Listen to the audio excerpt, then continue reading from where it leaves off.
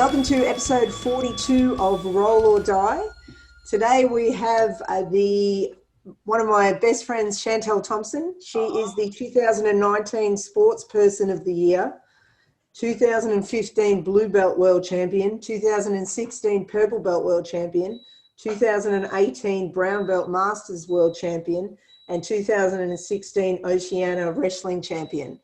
So we've had many people with many long lists of credit on this podcast before, but I don't think we've had anyone that's had that many. So Shantelle, welcome to the podcast. Thanks for joining us. No, thank you for having me. And it still amazes me to hear my resume read out like that. And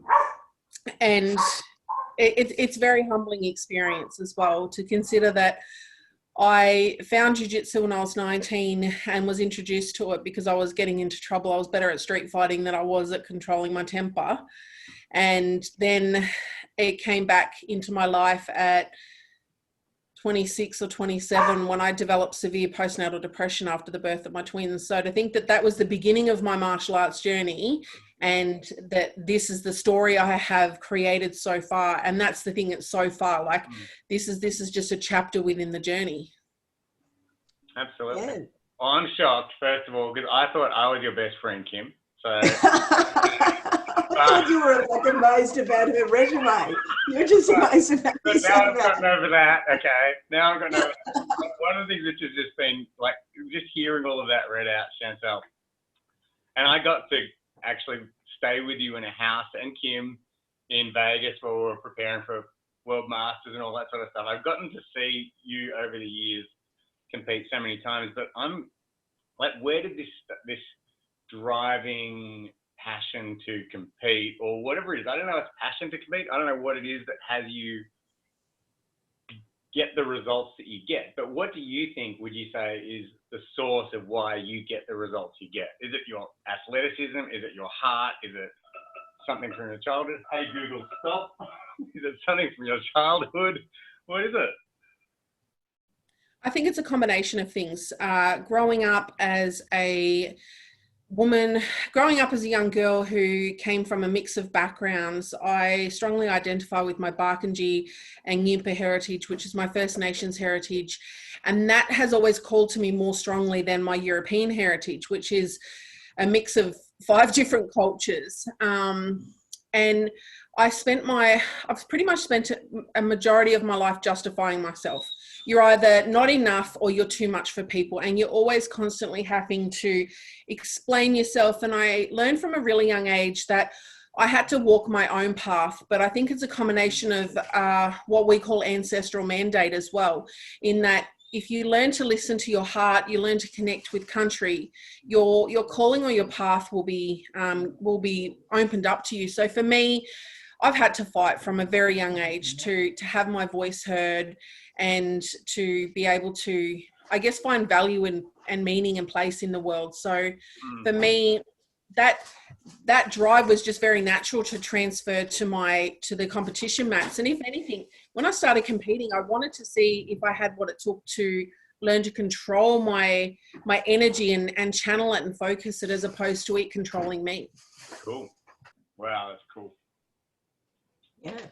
And Shantelle, that leads in really well. I've talked about your achievements on the mat. Off the mat, you have a pretty successful speaking career. Can you tell us a little bit about that? What's happening there? Tell us a bit about the background of that. You've really achieved a lot off the mat as well. Yeah, for me, look, I think my lived experience is far more important to me than anything else, but my academic and professional career wrap quite nicely around the lived experience. And I think from a young age, I've always tried to push myself and channel myself. So before I found jiu-jitsu, I wanted to be a teacher because I was told as a 15-year-old, I was more likely to end up pregnant or dead than I was to finish school. My brothers were more likely to end up perpetrators of domestic violence are in jail than they were to finish school. So I was determined to go, well, you don't get to determine my path. So I wanted to try and work with other young people like myself. So this led me on a journey of finishing school, being the first in my family to graduate year 12, the first to go to university. It took me 10 years to finish my teaching degree, but I ended up finishing with a Bachelor of Arts and a Bachelor of Teaching. And then that intersected with my journey into jiu-jitsu. And I had to choose between teaching full-time and doing my jiu-jitsu career. So I decided to press pause on that. But where that led me was to working with members of the stolen generation as a support worker. And I really started to question, what role does trauma play in determining our life path? And I really wanted to understand, how did I end up having the skills and the capacity to manage my trauma enough to create a different narrative to myself versus some of the people that I grew up with who were still defined by their trauma and their early life experiences. And that led me on to studying trauma, and I ended up graduating with a graduate certificate of Indigenous trauma and recovery. And for me, through these different experiences, I've realized that the story that we create about our experiences is what often determines the life that we end up living. And I realized that in order to break the cycle of intergenerational trauma, low aspirations, stereotypes, and allowing circumstances to define me, I had to first do that for myself before I could teach others how to do that. So I made this determination when I decided that I wanted to try and become a world champion. Everyone around me was like, how is someone like you going to do that? You're 27, you've got 3 kids, you've never been overseas, you've got no money. And I thought, fuck it, like, I want to be the person to try it. So I made the decision, my partner and I, George, made the decision because we were both training. So he's been a very significant part in this journey being able to happen at all. He was a stay-at-home carer for our kids when I became sick with postnatal depression. And he would train during the day and I would train at night, and we would manage our family between us. And that's what has been a strong foundation for me being able to even do this journey and take that on, because we never competed with each other, but being able to create a story worth sharing was really important to me. And it wasn't necessarily about the achievements, but it was more about the journey and the skills that I would learn and who I would become. And then when I would sit with other people, particularly young people, women and girls, or people from minority backgrounds, and I can say, you can do and be anything you want, I would be able to say that from a place of experience because I'd first done that myself. Can I ask, you've got a lot going on in your head, you know what I mean? In the sense that you're up to stuff all the time. I really do get the feeling it's never going to be enough. You know, it'll be 100 world titles, and you'll still be out to show people what's possible, which is so admirable, right? It's huge, and it's like it's sometimes exhausting sometimes people get exhausted watching me. I get exhausted watching you, right? So, you know, I really wonder, what do you do when there's so much going on in order to find peace, to find connection? I know you're quite a spiritual person, but to people who maybe aren't as spiritual, or is that the only way you found through your spirituality or your understanding of your culture and everything else? How do you get back to nothing? How do you get silence? It's a combination of things, because my culture and growing older has played a very big part in this journey. Because before, being busy was a way of finding peace, because it was a way of clearing and getting away from the noise and the trauma that would often sit with me. But people don't understand. For me, going to compete and chase world titles is easy compared to raising a child and trying not to inflict your trauma on them. So, and Kim, you would know this, Anton, you're a parent. Compared to raising my daughter, who is literally a mini version of me and is capable of triggering the most deepest, darkest emotions within me. And I'm capable of very violent and deep emotions. And people often don't understand that I'm honest and I'm capable. I didn't start martial arts to learn how to fight or to learn how to defend myself. I started this journey because I needed to learn self-control. I already knew how to fight, but by learning martial arts, I learnt discipline and respect and connection. I'm not the most consistent person. Anyone that knows me knows that I get distracted quite easily. I think we're frozen. We're still I've got you. I'm still. See, you're getting distracted now. So I think people that know me well, and that I like when I started when we moved to Melbourne, I was there to become a world champion in jiu-jitsu. I started training to become an MMA fighter. When that was taken off the table, I decided to train for the Olympics. And it was actually in the year that I didn't qualify to go to the Rio Olympics that I was like, stuff it, I'll go to the World Championships. And I'd only trained for 6 weeks before. And I had this attitude of going, it's more important the fact that I'm trying than the result. And I ended up winning my first world title. And but it's a combination of that. In the past was how I found peace. Jiu-jitsu was how I found peace. But when jiu-jitsu became more than managing my mental health, I had to find other ways. And it's been learning to connect with my culture on a deeper level has taught me how to be still. There's a concept called Didiri, which is an Aboriginal word from a Northern Territory tribe. And it was Annie Rose Ummenberg, who is credited with this, calls it Aboriginal Australia's gift to the world. And it's about deep connection to self, to country, to others, and to place. Beautiful. And learning more about this concept of learning to surrender to the journey has been a big part of finding peace within who I am, but also not seeking permission to go, actually, I don't care if you're intimidated or you think that I'm doing too much. This is who I am. So self-acceptance has been a big part of that, but also going, okay, be more intentional with my time and doing more with less rather than trying to be and do everything for everyone. And that's a part of growing older as well. But where I find peace is going home to country, sitting by the river and sitting with my feet in the sand. And when I can't do that, it's about doing a smoking ceremony at home, whether it's using a smudge stick, and it's journal writing, it's reflecting, it's finding ways that suit me to find peace. But jiu-jitsu is often that as well, especially when I go with the intent to be more playful as opposed to preparing for competition. And my style of jiu-jitsu, I have a heavy pressure style. I love to squash people. So when I find people that I can... Oh yeah, we know that. When I can find people who have that old school style of jiu-jitsu where we can go head to head, anything is allowed, but it's within respect of each other. It's not with the intention to injure someone. It's with the intent to go, let's see who was the most dominant person in this game.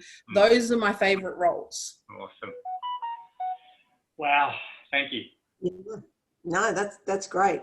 And talking about that decision to go to Worlds 6 weeks or so before, it's kind of, if you don't mind me saying, almost ironic that you've done so well in the gi, given that for a long, long time, you were not a fan of the gi, would you admit? Like, you spent a lot more time in no gi prepping for that style. And then, as it's turned out, you've won 3 world titles in a gi.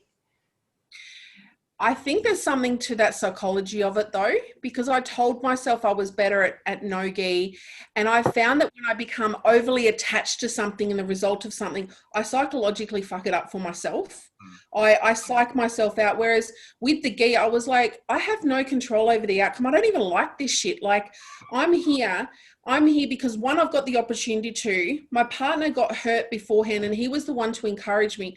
And my coach was encouraging me, and I had teammates who were sacrificing their time to help me prepare. But just before I was about to compete at that first World Championships, I started to get all the noise in my head, the ego, everything that comes with being at that level of competition. And I'd actually brought over some sand with me from my country. I'd gone to the river and done a bit of a ceremony. And I took it into the bathroom and I sprinkled it on the floor of the toilet because I'd never done anything like this before. And it felt really strange, but I felt compelled to do it. And when I stood on that sand, it was about connecting with time and space of going, it doesn't matter the outcome. What matters is my intention going into this and the energy I go into it with. Because my family, my children have sacrificed so much to allow me to be in this space, the coaching, my teammates who have supported me. But technically, I'm stepping onto that mat alone. So what is more important is the ability to show up and go, regardless of the outcome, don't beat myself. And that meant letting go of ego, letting go of outcome and going, let's just see what happens and show up. And George actually messaged me. He'd gone and studied all of my opponents and he gave me a game plan for each one. And I was like, I've got people who have got my back. I don't need to control everything.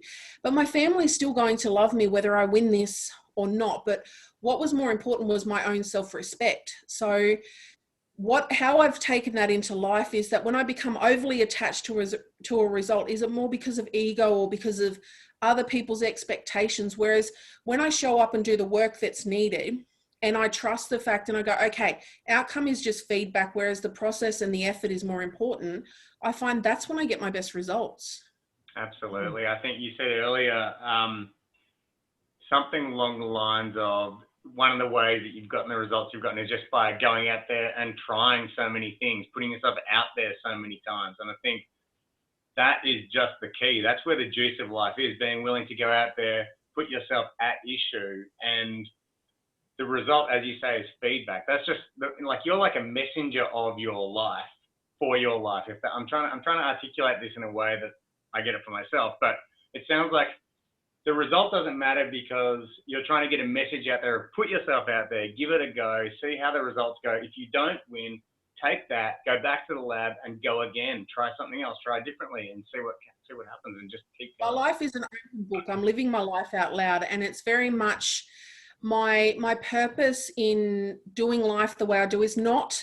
I actually don't compete. I used to compete for other people, but now it's like I'm a brown belt. Pre-COVID, I would have been on track to get my black belt this year, but that will be put off for a little bit longer now because I've got another pause spot in there. And I'm actually glad things have played out like this, because I've always been in a rush, that ego little word of going, oh, I was one of those people to get my black belt within the 10-year time frame. It actually doesn't matter, because for me, I've tried so many different things. I now have the curiosity to go, what would my jiu-jitsu look like? What would my mastery of my game look like if I focused just on the one thing and bringing together all of the different things? But when I share my story, it's about creating a blueprint and an evidence base for people that it is possible to overcome adversity or whatever life puts in front of you, but it's our personal responsibility to do something about it. And when I speak to kids or I share my resume with people at speaking gigs, Kim, you say, like, I've created a business around speaking, and that's because I'm a self-funded athlete. I'm also the main income earner for our family. So I had to find a way to manage that. But by sharing the stories, I have to have something to share. And it's in the storytelling that I start to find the meaning and the wisdom and the lessons from the experiences that I've had. And when I say to people, I don't share this with you to impress you, because I never started any of this to impress people. Every single thing I've done along the way has been a form of necessity to create a new chapter for myself. And it's rather to express to people the potential of what is possible. And when you have that idea of possibility and you see someone else, then it's about switching the reflection back to themselves and going, that might be possible for me, particularly as, and Kim, this is your story as well. Like, you were an older female, you're a mum of 3 kids when you started. That's given me permission to go, I'm only 37. I have time. Like, I can have a more well-rounded life, but my intention is to create a solid foundation where jiu-jitsu is complemented and weaving in with my life, rather than becoming this thing that has to compete with other priorities. Yeah, for sure. And for anyone that might have missed it, like we were chatting a little bit about it at the start of this podcast, but so what is it exactly that's put your life on pause for, or your jiu-jitsu on pause, I should say, just for the 4 or 5 listeners out there that are listening to us say. 4,000, 4 or 5,000. She left. 4,000. That's right. Yeah, we've got a big list of those. I already have 3 children. I have a almost 14-year-old daughter and I have 11-year-old twins. But I've always wanted a big family. I come from a big family, and just culturally, we just have been a big part of the family life. But because when I found jiu-jitsu, it was like, oh no, I don't have a time for another baby. I can't fit that in anywhere. And then COVID came along and everything flipped. So I decided, well, jiu-jitsu's off the table, and George and I sat down and spoke about it. We decided to put another baby into the mix. So I'm currently almost 5 months pregnant, and I'm due in April. And it's absolutely been a blessing in my life, because we have a belief that with every child, a new version of the mother is born, because you're never the same person after that experience. It's been 12 years since I was pregnant. My body is reacting completely differently this time around, but it's allowing me, it's forcing me to slow down. Like this baby's got me eating shit I would never touch, like white bread, salt. I'm off sweet. So, but it's almost given me permission to go deep on things. Whereas I've never had that attitude before. I'd show up to class. I wouldn't be intentional about things. So where I've gotten to, particularly in my jiu-jitsu, has almost been just by showing up to the process. There's never been an intention. Like I'm terrible at guard. Avoided it like crazy. That's why I went and did wrestling, like have a great top game, a great pressure game, but I sucked on the bottom. So when I got put there in competition, I had nothing to fight back with. And I was just starting to face that, going, okay, well, if you want to be a black belt, it's about having a holistic game that is built around your style. And I think having this baby has really forced me to slow down and going, okay, when I come back, what does that comeback look like before I even get back to the idea of being a black belt, or my ultimate dream now of being a black belt world champion? Actually, one of the things that's coming up for me right now is in my businesses lately, what I've been rolling out, I used to think do more with less, okay? Nowadays, I've come up to, and I got it for a book, a Mike McCallowitz's book, but he talks about doing less with less. And I really think I'm hearing that for myself in what's possible for you next in your jiu-jitsu, and for me. I'm not sure what Kim's going back with intent. My first class back is tonight, actually. I'm really excited about that side note. But doing less with less. So not about like actually taking things out of my game or out of my life that were actually there before, and not with the intention of replacing them with something else. Like creating space, you know, which I think jiu-jitsu is about, is creating space as well. Right. So this is what I'm going to explore at the moment. What do you, when I say things like that, what comes up for you? Well, it depends on which game you play, because if you play a top game, the idea is to close space, whereas when you play a bottom game, the idea is to create space. So for me, it's about being more strategic, because I have a complex life. I have my culture. I do cultural responsibilities. And as I grow older, the journey towards becoming one day being an elder in our community is there. I'll have another baby in the mix. I have a business to develop. There's things I want to learn.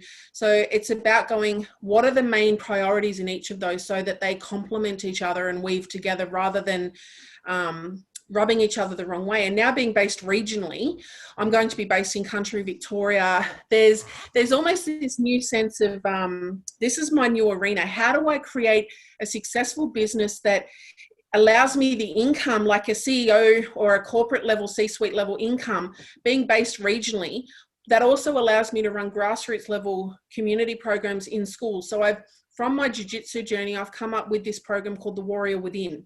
And it's about being, leading and serving from the heart, living courageously and daring greatly. And what it is it's a combination of my martial arts journey, my cultural experience, my being trauma informed, and bringing all of those experiences together to empower people to find their warrior within, but then being able to have the skill sets to manage the shit that happens in their life, but to go after the things and the person that they want to be.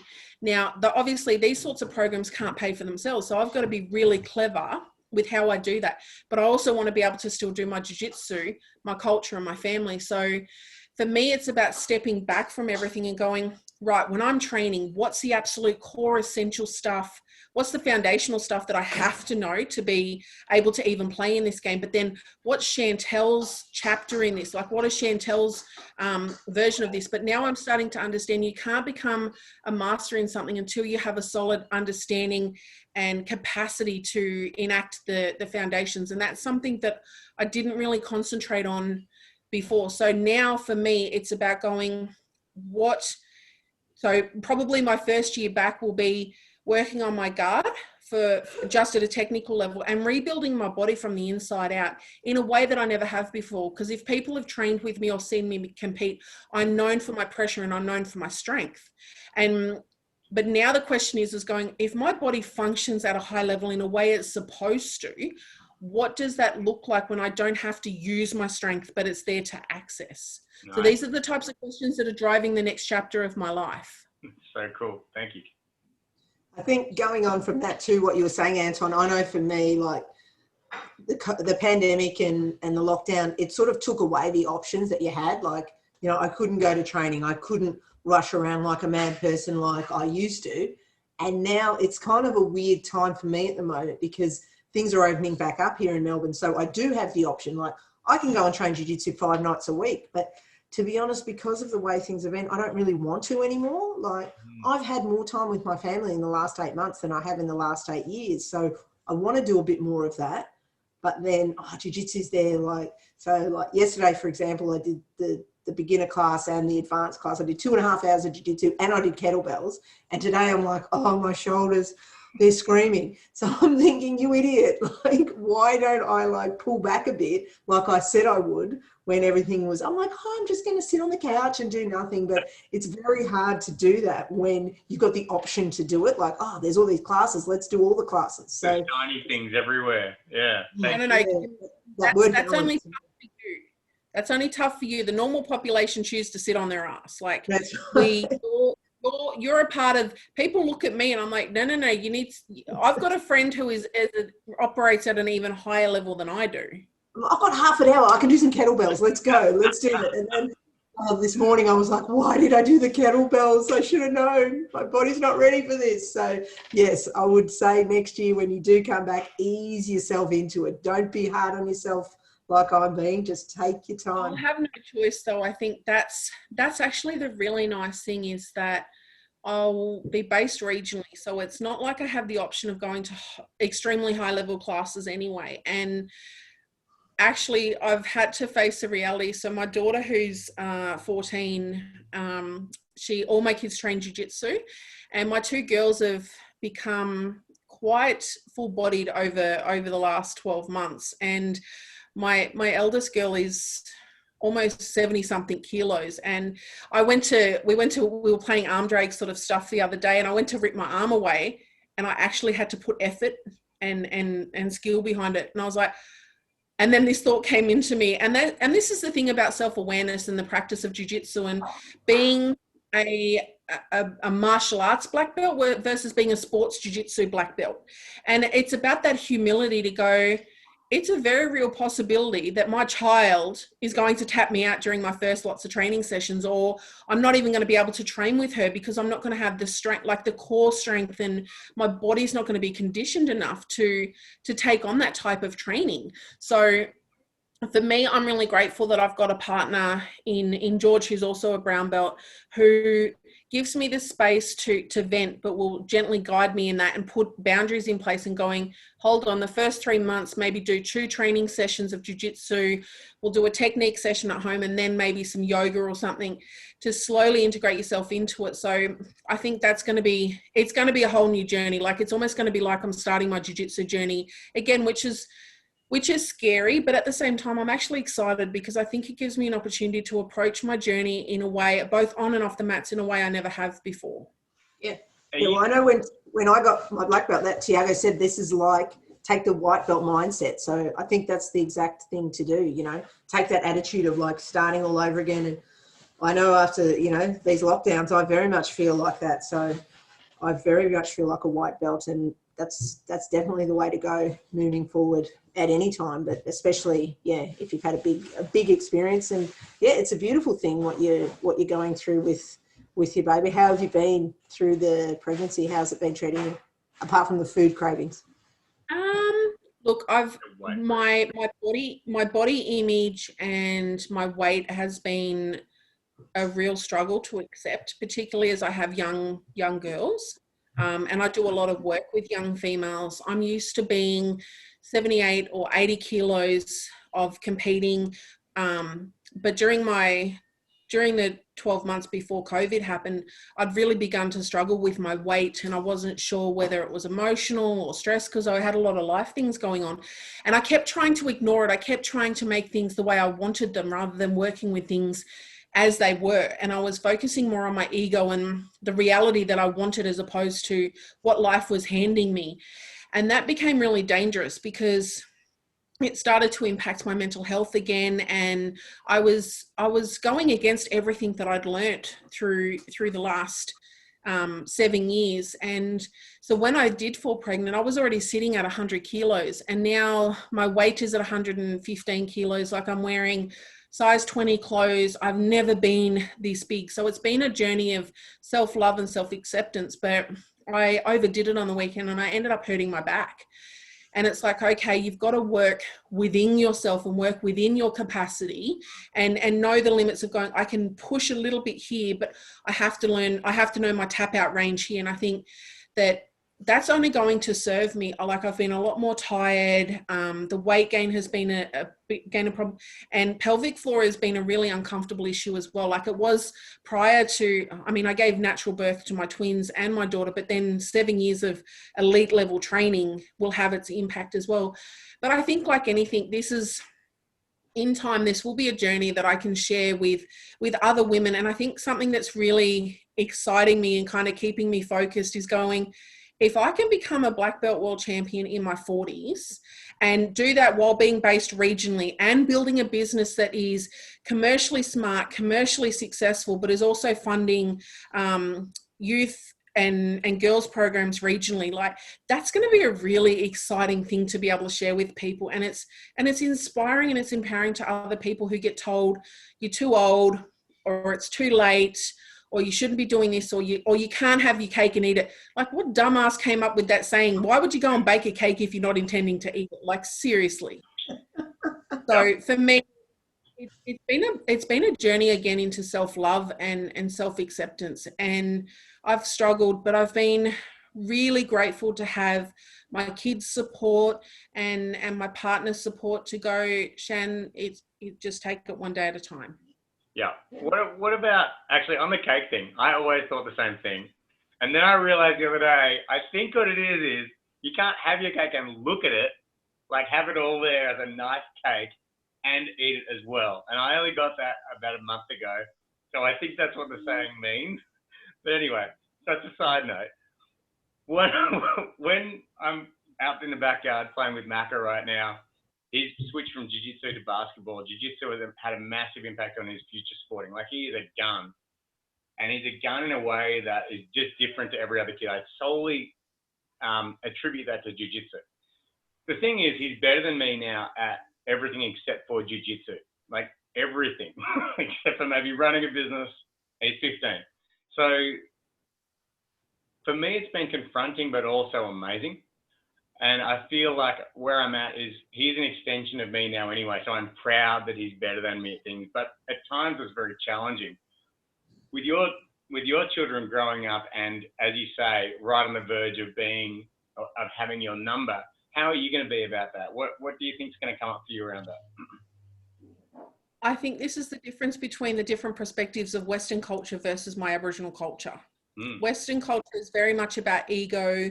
It's very much about the individual, and we don't value growing old. We don't value the privilege that it is to live out a life until a very old age. I mean, look at how we put people in old age homes, or they no longer have a use or a value. Whereas in First Nations culture, it's very much about the collectivist view. And I think for me, obviously the ego is going to be there. There's going to be a little bit of competition, but it's how I approach that. Like, I think that if my children are beating me, it's going to be an incentive to want to do better, but also train smarter, because obviously I'm going to do damage to myself if I train through ego. And I think it really helped me I've already had an experience like this with young Cooper Burnham, because when Cooper started training jiu-jitsu, George and I were his idols. Like, we were at his competitions. We were the people who were encouraging him alongside his parents and Tiago. But now he's an absolute gun. He moved to Melbourne at 16, and it was absolutely stupid of me to try and compete with an 18-year-old testosterone-fueled kid, but I would. But I think every time I got a little bit better was an achievement for me. And I started to go away from this. And it helped me in life. Like, particularly things like business can be quite difficult as a woman from a martial arts thing. People like to label you. And I was able to stand my ground in a way I wouldn't have been without those experiences. And I said, hold on, I train with 18-year-old young guys. I train with my partner who's 100 plus kilos and he's better than me technically, he's faster than me, he's more graceful than I am. Then you train with someone like Vinny and April and Kim and everything else. So you learn to keep humility, but there's a difference between being competitive and being arrogantly stupid about it. So I think for me, it's just another form of growth. And if I don't approach it in the right way, it could damage my relationship with my children. So I think it's more of a reflection of myself than it is about the situation. And it's an opportunity to go, if I'm really doing this for the love of it and to master my game, then I'm using those as opportunities to learn and get better, as opposed to going, it's about who wins in the moment. Awesome. I think we're just about running out of time. We're going to need to wind it up. We've only got the free version of the Zoom, so we always just keep it nice and short and sweet. I feel like we've only scratched the surface. We could probably have you on again. So I don't know how what next year will bring for you and how you'll be travelling, but we would love to have you back on in the new year if you're up for it. And I think it'd definitely be interesting to have this conversation again at this time next year, because Bubby will be about 7 or 8 months old. I would have been back into my training, and I've made a commitment to myself that I won't be competing next year. So next year is about finding my love for jiu-jitsu again. It's about building capacity through my business to financially support the jiu-jitsu so that it's not detrimental to our financial well-being. And my intention and hope is that I'm in a position where I can come to Melbourne once every 3 to 4 weeks and train for a long weekend. And for me, that's a dream worth fighting for. So it shows other people that things are worth it and they can happen. But I think these stories are so important to share because they offer people different perspectives. So thank you for the opportunity to come on. Thank you. And we hope we are still going next year in 12 months' time. So we'll definitely have you on, and I'll speak to you before then. All right. Thanks, guys. Take care. Bye. Bye.